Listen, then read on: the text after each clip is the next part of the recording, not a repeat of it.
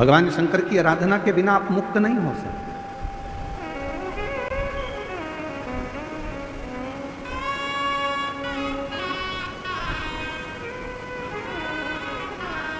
एक कथा आती है कश्यप मुनि की। असुरों ने, राक्षसों ने पूरे देवताओं के लोक को अपना बना लिया। असुरों ने नागलोक को भी अपना बना लिया। गंधर्व अप्सराएं जितनी थी असुरों ने सबको अपना बना लिया।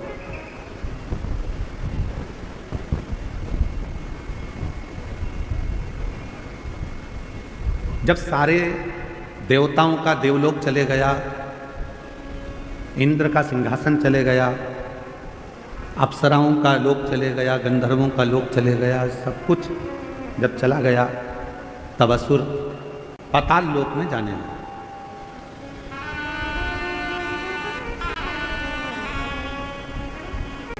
जितना नागलोक था उस पर भी असुरों ने अपना कब्जा कर लिया, अपना पद जमाया।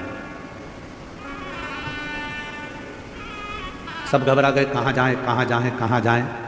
तब शेषनाग भगवान, जो शेषनाग जी देखे आपने, भगवान विष्णु जी जिनके ऊपर शयन करते हैं, शेषनाग। शेषनाग भगवान की धर्म पत्नी, कल आपको बताया था वासुकी नाग की धर्म पत्नी सतशीर्षा। क्या नाम बताया था? जम के बोलो जरा। सतशीर्षा। जब गर्भाशय में या रजोधर्म के समय पर कोई तकलीफ होती है तब सतशीर्षा माता का स्मरण किया जाता है। सतशीर्षा ये वासुकी नाग की धर्म पत्नी है। शिव जी के गले में जो नाग पड़ा होता है, सर्प रहता है, उनकी धर्म पत्नी का नाम है शतशीर्षा। अब दूसरा प्रसंग आया है जब असुरों ने देवताओं का भी सिंहासन छीन लिया, अप्सराओं का भी राज्य चले गया और गंधर्वों का भी चले गया। सब जगह से जब लोग अपना राज्य चले गया तब असुर पाताल लोक में गए, और पाताल लोक में जब गए तो नागों के लोक पर भी उन्होंने कब्जा कर लिया।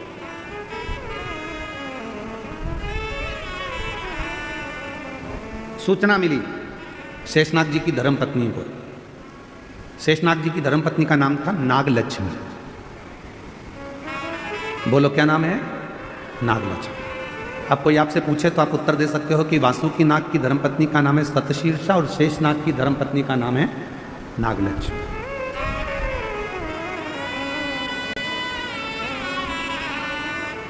नागलक्ष्मी के पास में सूचना मिली, और माता नागलक्ष्मी के पास में जब सूचना मिली कि देवताओं का सिंहासन चले गया, गंधर्वों का चले गया, अप्सराओं का चले गया, नागलोक चले गया, असुरों ने चारों तरफ हाहाकार मचाकर सब दूर कब्जा कर रख लिया, तब माता नागलक्ष्मी के पास में सूचना गई। तो माता नागलक्ष्मी शिव की परम उपासक थी।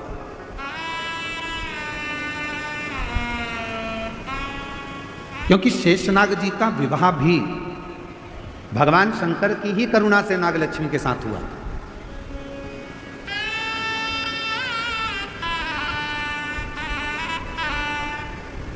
नागलक्ष्मी के पास में जब बात गई तो नागलक्ष्मी ने विचार किया कि ये ऐसा प्रसंग है तो चिंता मत करो, शिव जी की आराधना करो, सब शंकर की साधना करो सब। पर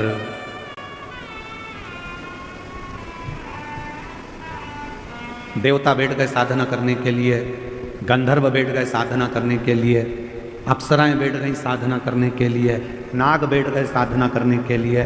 पर शिव महापुराण की कथा कहती है, मेरे भोले बाबा जितना तप से प्रसन्न नहीं होते, मेरे भोले बाबा जितना साधना से प्रसन्न नहीं होते, मेरे भोले बाबा जितना किसी नियम से प्रसन्न नहीं होते, मेरे भोले बाबा जितने किसी अनुष्ठान से प्रसन्न नहीं होते, उतने मेरे भोले बाबा एक लोटा जल से प्रसन्न हो जाते हैं, शिव नाम लेने से प्रसन्न हो जाते हैं। मन की निर्मलता से, भोले मन से, पवित्र मन से, हृदय से, कोमल मन से, जो भोले मन से शिव को पुकार लेता है, मेरे भोले बाबा उसमें प्रसन्न हो जाते हैं।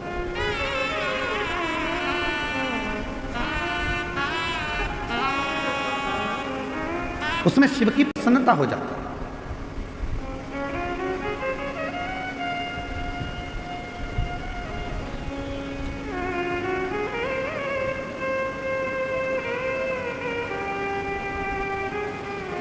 यदि कोई भगवान शंकर की कथा में डूबा हुआ है, भगवान शंकर की साधना में डूबा हुआ है, भगवान शंकर की भक्ति में डूबा हुआ है,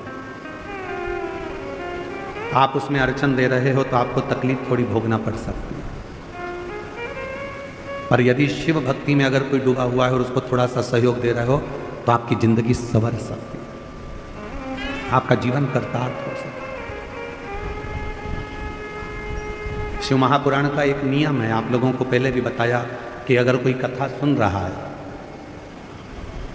आप सब जितने लोग ये आगे बैठे हैं ना, हम जानते हैं कि तुम सब और जितने, लक्ष्मी किनको कहा जाता है? जो समुद्र मंथन में से निकली 14 रत्न में से एक रत्न को।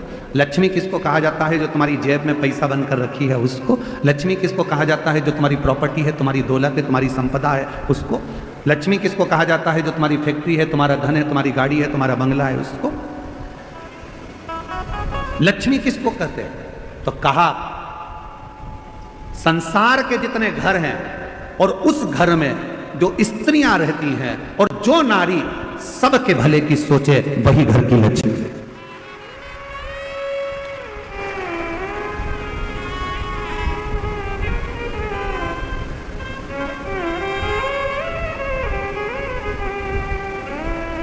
जो नारी सबके भले की सोचे, सबके हित की सोचे, वो लक्ष्मी है।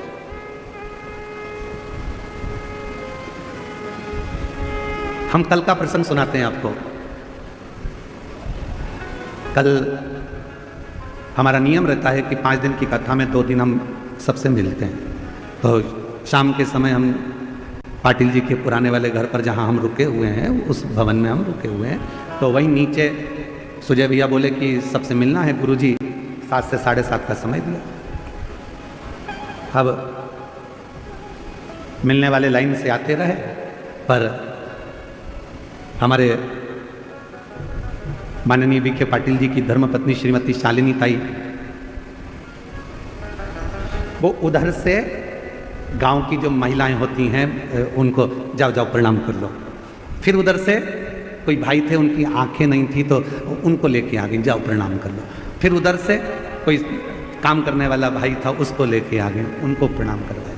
तो जितने कार्यकर्ता खड़े थे उन्होंने कहा ताई पहले इनको करा देते हैं। तो ताई बोली नहीं नहीं, इनका बाद में करा लेना, पहले ये बेचारे बहुत देर से खड़े हैं, इनके लिए सोचो, इनको कराओ।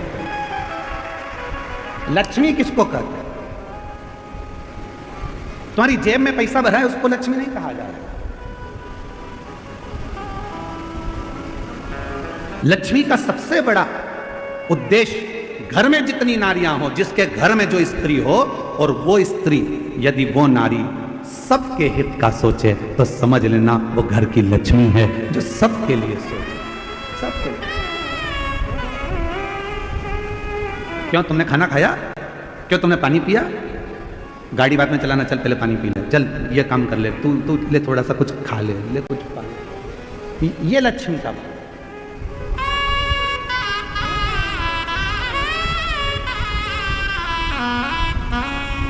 मैं शालिनी ताई जी आपको बहुत बहुत साधुवाद देता हूँ। भोजन बनाने के लिए आपने सेवक रखे थे, भोजन बना रहे थे ब्राह्मण। उसके बाद भी शालिनी ताई घर से खीर बना कर लाती थी, कभी पूरन पोली बना कर लाती थी, कभी कोई मिर्ची का ठेसा बना कर लाती थी कि गुरु जी को ये जरूर देना हो, गुरु जी को ये जरूर। इसको कहते हैं मातृत्व भाव में लक्ष्मी का। और मुझे उम्मीद है जितनी मेरी जीजियां कथा सुन रही हैं और जितने मेरे जीजा कथा सुन रहे हैं और जितने संपूर्ण देश विदेश में बैठकर सनातनी शिव महापुराण की कथा को सुन रहे हैं, तुम्हारे भी घर में एक नारी ऐसी जरूर होगी जो सबके लिए सोचती होगी, वो घर की लक्ष्मी है, वो घर की सर्वे भवन्तु सुखी। सबके लिए जो सुखी, सबके घर में एक स्त्री एक नारी, वो माँ हो, ताई हो, भाभी हो, काकी हो, बहन हो, बेटी हो, चाहे वो घर की बहू हो, चाहे वो घर की बेटी हो, कोई भी घर में कोई ना कोई एक नारी, घर में कोई ना कोई एक सदस्य ऐसा होता है जो सबके लिए सोचता है। समझ लेना कि तुम्हारे घर में अगर आज संपदा आ रही है, तुम्हारे घर में 4 चांद लगा है, तुम्हारे घर में अगर पैसा आ रहा है, तुम्हारे घर में वैभव आ रहा है, तो समझ लेना इसी लक्ष्मी के बल पर आ रहा है, जो किसी ना किसी रूप में सबका सोच। सर्वे भवन्तु सुखी। सबके हितकारी।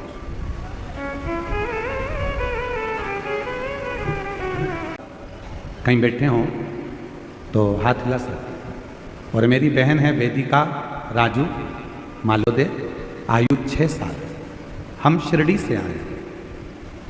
कहीं बैठे हों तो हाथ हिला सकते हैं, शिरडी से। आप ही हैं? हाँ, आ जाइए, आ जाओ।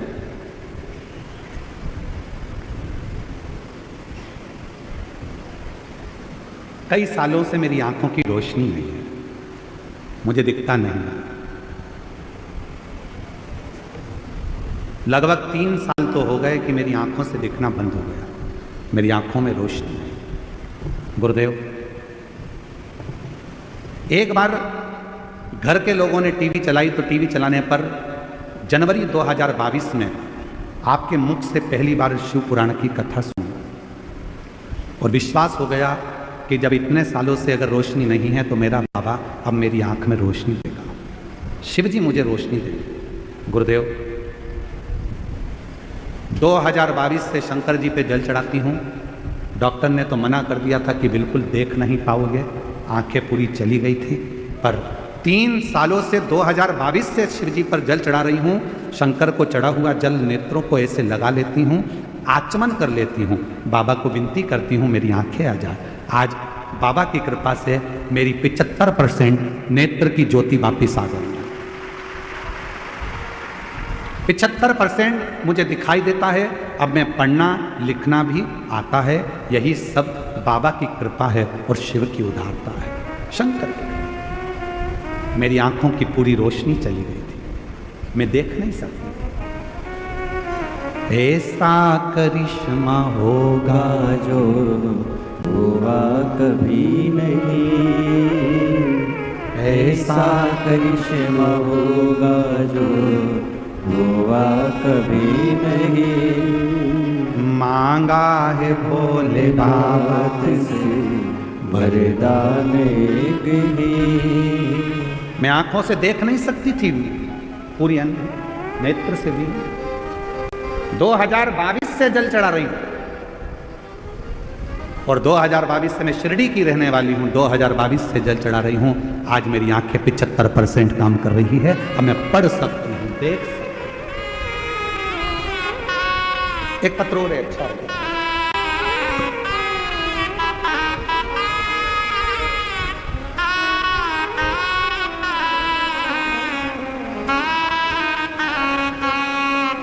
मेरा नाम स्वाति तुकाराम चौधरी, मोबाइल नंबर ये है। श्री रामपुर की रहने वाली हूँ। माँ शीला शंकर बीखे, माननीय शीला शंकर बीखे जी रोणी की रहवासी हैं। उनको पिछले 15 साल से अस्थमा की बीमारी है। लोनी के कोई रहने वाले हैं इनके, उनको अस्थमा की बीमारी है। काफ़ी समय से 15 साल से ये बीमारी है। बिना पंप के नहीं रह सकती, बिना दवाई के नहीं रह सकती, 2 कदम भी नहीं चल सकती। 15 साल हो गए थे। तब शिव महापुराण की कथा के बारे में पता चला और मैंने माने आपकी कथा सन 2022 से सुनना शुरू किया, जिससे हर रोज मंदिर जाना, शिव जी को जल चढ़ाना और आचमन करना, बेलपत्र खाना प्रारंभ किया। 7 पंडालों में कथा सुनी और वहाँ की रच को माथे पर लगाना और खाना शुरू किया। फिर एक बार सीहोर से रुद्राक्ष लेकर आई, सौभाग्य मिला, बाबा को कावड़ चढ़ाई, पशुपतिनाथ का व्रत किया। उसके प्रभाव से जो बीमारी सालों से थी वो अब पूरी तरह से समाप्त हो चुकी है। पंप भी हट गया, दवाई भी हट गई। ये शिव की कृपा। कहीं बैठी हो तो बेलपत्र लेने के लिए आ सकते। शिव उदारता किसको कहते हैं?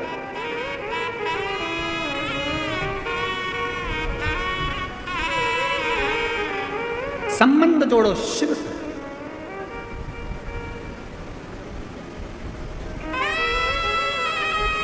तेरी कृपा बनी रहे जब तक है जिंदगी।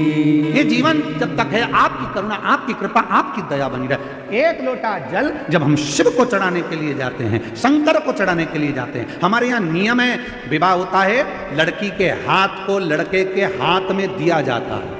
बोलो बोलो, सही है कि गलत है? कन्यादान करते समय लड़की का हाथ लड़के के हाथ में दिया जाता है, कन्यादान करा जाता है। जब हम एक लोटा कन्यादान के समय पर भी हाथ पे पानी डाला जाता है, उसी तरह जब हम अपना हाथ आगे बढ़ाकर शिव जी पे एक लोटा जल चढ़ाते हैं तो हम स्वयं शिव के हो जाते हैं और शिव हमारा हो जाता है। हम शिव के, शिव हमारा।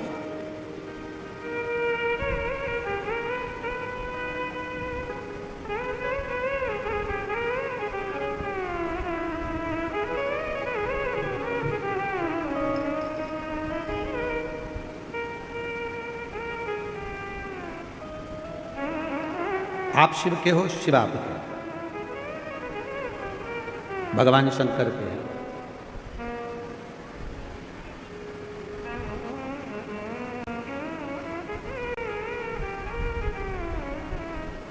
कितनी परीक्षा लेता है भगवान?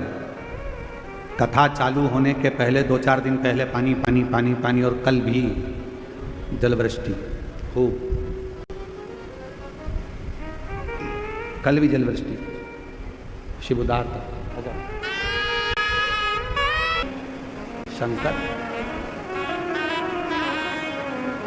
अब वो कह रही हैं कि डॉक्टरों को हमने बॉम्बे दिखाया, सदुर दिखाया, सबने मना कर दिया था ये कभी नहीं देखेंगे। दोनों बेटियों को दिखाया और अब दोनों बेटियों की आंख की रोशनी 75% आ चुकी है। बाबा की कृपा से देखना प्रारंभ शिव। इसमें आपका विश्वास शिव के प्रति, शंकर। ऐसा करिश्मा होगा जो हुआ कभी नहीं। हम उस पर आश्रित तो, हम भगवान पर आश्रित नहीं हो पाते।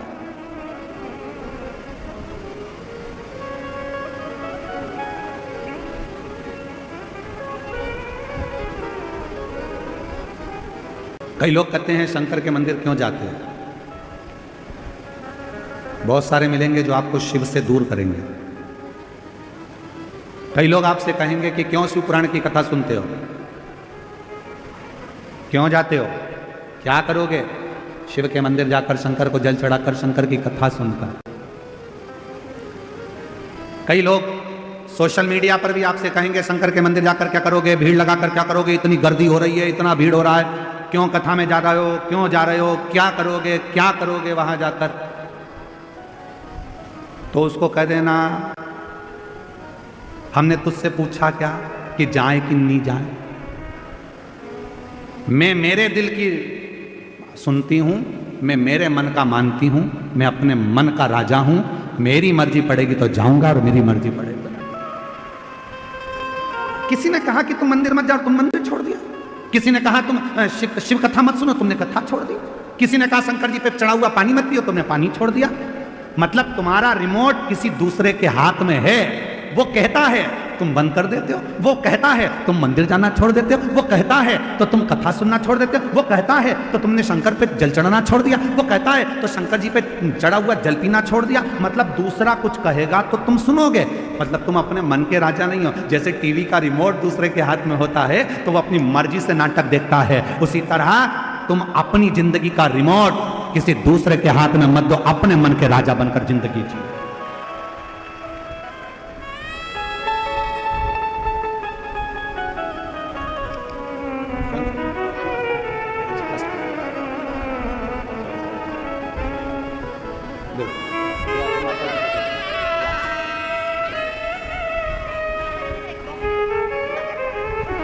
मेरा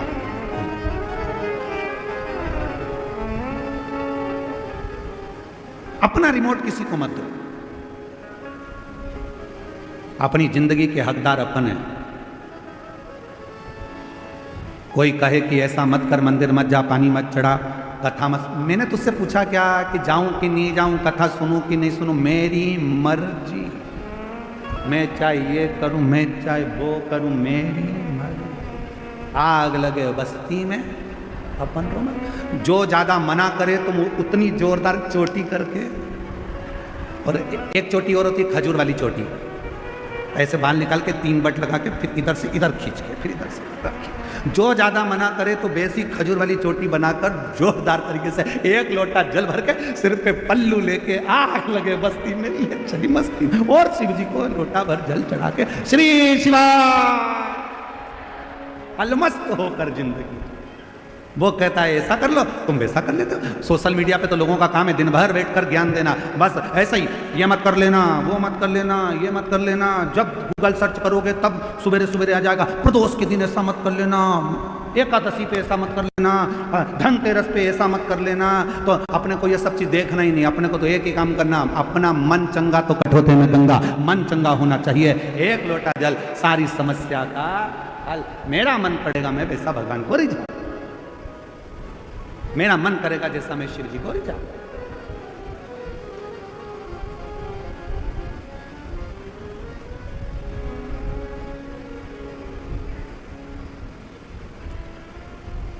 मेरा मन करे तो मैं शिव का भजन करूं। मेरा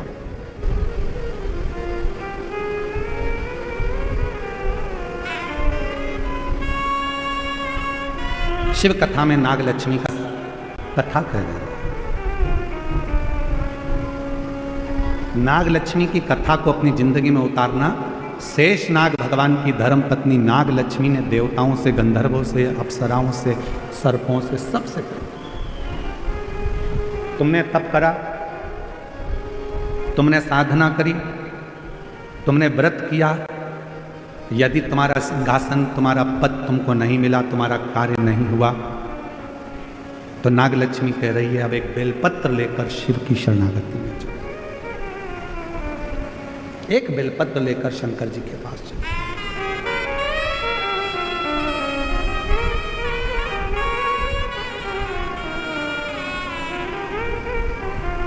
और मेरे बाबा दया करना, मैं तेरे भरोसे हूँ। मेरे बाबा दया करना, मैं तेरे भरोसे हूँ। ना घर के भरोसे हूँ, ना परिवार के भरोसे हूँ, ना घर के भरोसे हूँ, ना परिवार के भरोसे हो। मेरे बाबा दया करना, मैं तेरे भरोसे हूँ।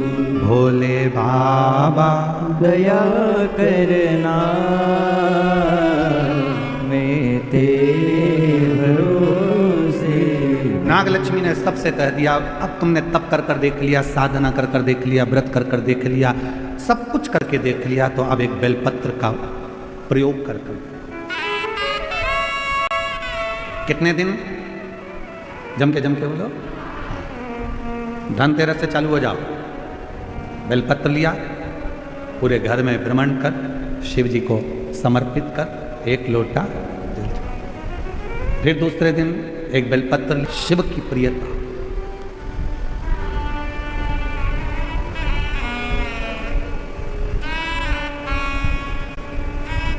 बिना भगवान शंकर के कृपा के, बिना माँ जगतजननी जगदम्बा के कृपा के तो लक्ष्मी भी आपके घर में प्रवेश नहीं करती।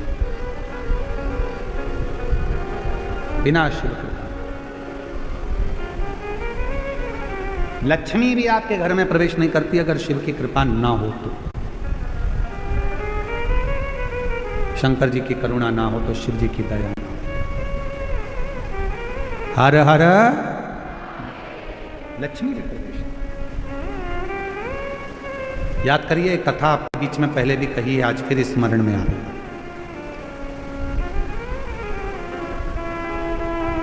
दीपावली पे लक्ष्मी जी की पूजन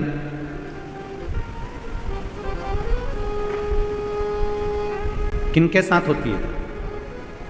भगवान विष्णु के साथ होती है क्या? जम के बोलो। किनके साथ होती है? अगर लक्ष्मी जी का फोटो देखोगे तो उस फोटो में एक साइड में सरस्वती मैया और दूसरी साइड में भगवान श्री गणपति जी, गणेश। बोलो बोलो, देखा है कि नहीं देखा है? जम के तो बोलो, देखा है सबने? एक साइड में माता सरस्वती जी हैं, दूसरी ओर गणपति।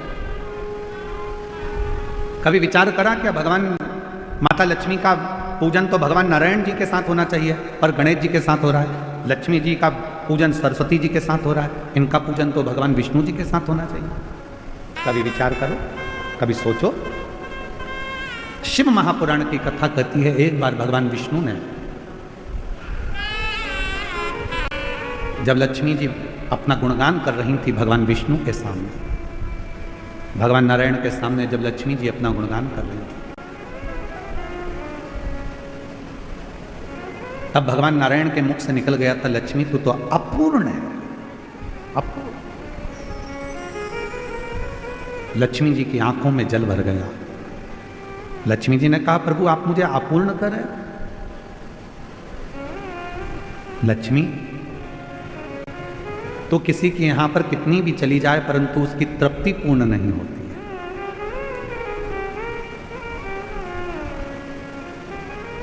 कोई मकान बनाता है तो एक कमरा बनाएगा, दो कमरा बनाएगा, तीन कमरा बनाएगा, चार कमरा बनाएगा। पहले छोटे से मकान से फिर बड़े मकान में आया और बड़ा मकान भी छोटा पड़ने लगा। आप सोचता है दो कमरे और होते तो अच्छा, और ये व्यवस्था होती तो अच्छा। तो पूर्ण नहीं है, तो अब लक्ष्मी जी की आंख में जल भर गया। आप मुझे अपूर्ण कर रहे हो? हाँ लक्ष्मी, क्योंकि पूर्ण तब होती हो, एक नारी, एक स्त्री तब पूर्ण मानी गई है जब उसकी गोद में संतान हो, उसकी गोदी में औलाद पूर्ण। लक्ष्मी जी को कहा कि मैं अपूर्ण, हाँ। आंखों में जल भर गया लक्ष्मी जी के, तो लक्ष्मी जी सरस्वती जी के पास में गई। इसीलिए दीपावली पर माता सरस्वती की पूजन भी लक्ष्मी के साथ होती है। माता सरस्वती जी ने पूछा, लक्ष्मी क्यों रो रही हो? क्या हो गया जो इतना रो रही हो?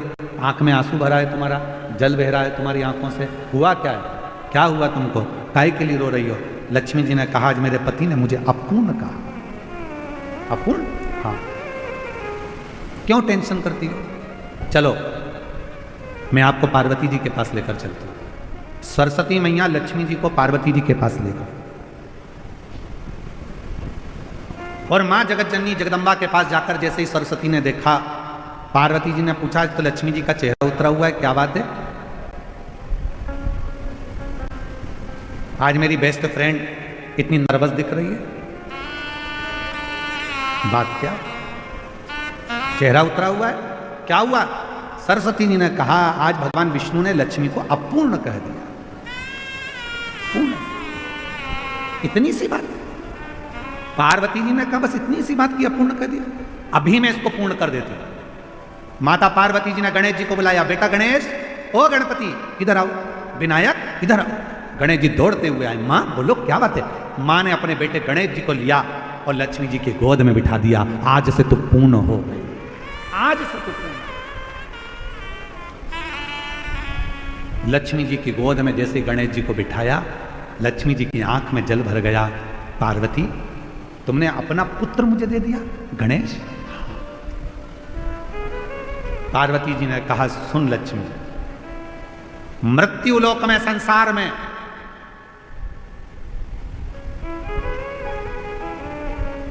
तेरे साथ तेरी पूजन में श्री विनायक, श्री गणेश जी महाराज, गणपति जी बैठेंगे, और जिनके घर में लक्ष्मी के साथ गणेश की पूजन होगी, उसके घर में लक्ष्मी पूर्ण विराजमान होगी। वो अपूर्ण नहीं है,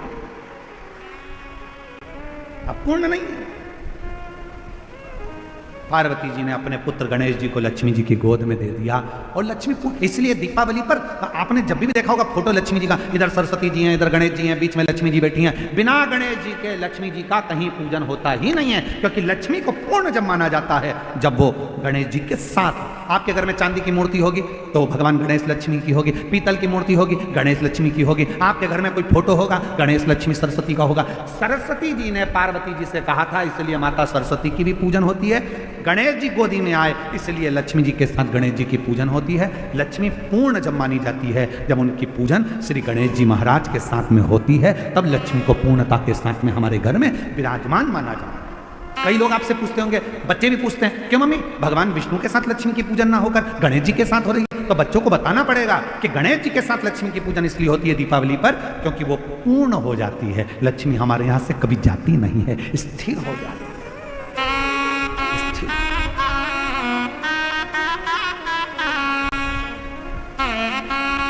और जब लक्ष्मी की पूर्णता भगवान श्री गणेश जी महाराज को पाकर होती है, गणेश जी को लक्ष्मी,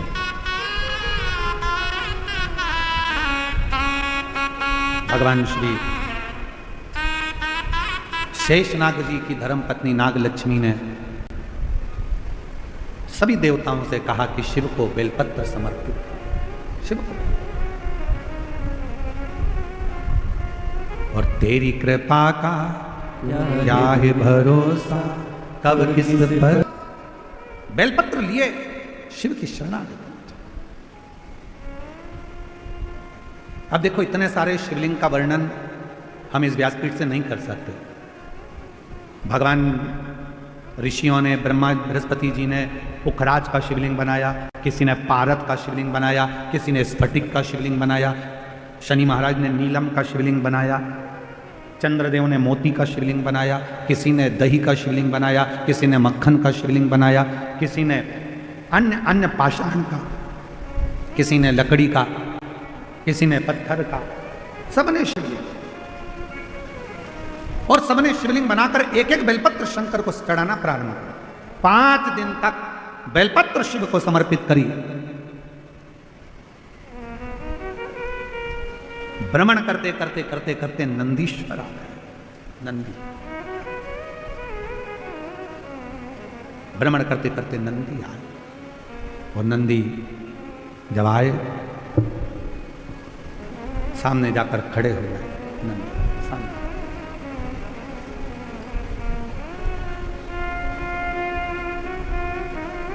नागलक्ष्मी ने नंदी को देखा तो पूछा कि नंदी, शिवजी को बुलाया था और तुम आए हो? शिव महापुराण की कथा कहती है कि मेरा शंकर भगवान जब भी किसी का कल्याण करने के लिए जाता है तो अपना रूप रखकर नहीं जाता, वो पहले नंदी को भेजता है, और नंदी जाकर जीव का कल्याण करने की बात शिव से कहते हैं, फिर शिव डमरू का नाद कर कर उसका कल्याण कर देते। शिव करुणा करते। जैसे अभी पहले कथा में एक वर्णन किया था, शिव जी की कथा का एक सुंदर वर्णन करते कहा था कि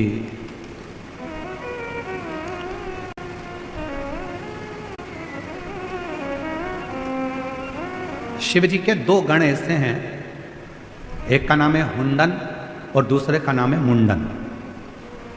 जम के बोलो कौन कौन से गण हैं? हुंडन और दूसरा मुंडन।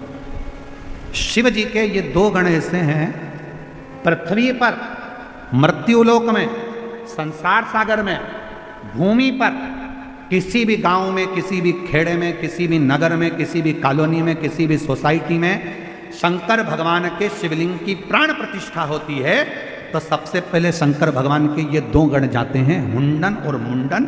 ये देखने के लिए जाते हैं कि प्रतिष्ठा वहां हो गई, और प्रतिष्ठा होने के बाद ये हुंडन मुंडन नंदी से जाकर कहते हैं, नंदीश्वर शिव जी से जाकर कहना, बाबा भोलेनाथ जी से जाकर कहना कि इस कॉलोनी में, इस पृथ्वी पर, इस जगह पर भगवान शंकर की प्राण प्रतिष्ठा हुई है। जिस दिन प्राण प्रतिष्ठा होती है उसी दिन शाम का समय, प्रदोष काल का समय, संध्या का समय, शंकर जी नंदी पर बैठकर उस शिवलिंग में जाकर स्थापित हो जाते हैं। ये प्रत्येक शिवलिंग की कथा। कई लोग कहते हैं गुरुजी हमारे घर के पास अभी अभी मंदिर बना 1 साल पहले, हम वहां जल चढ़ाएं?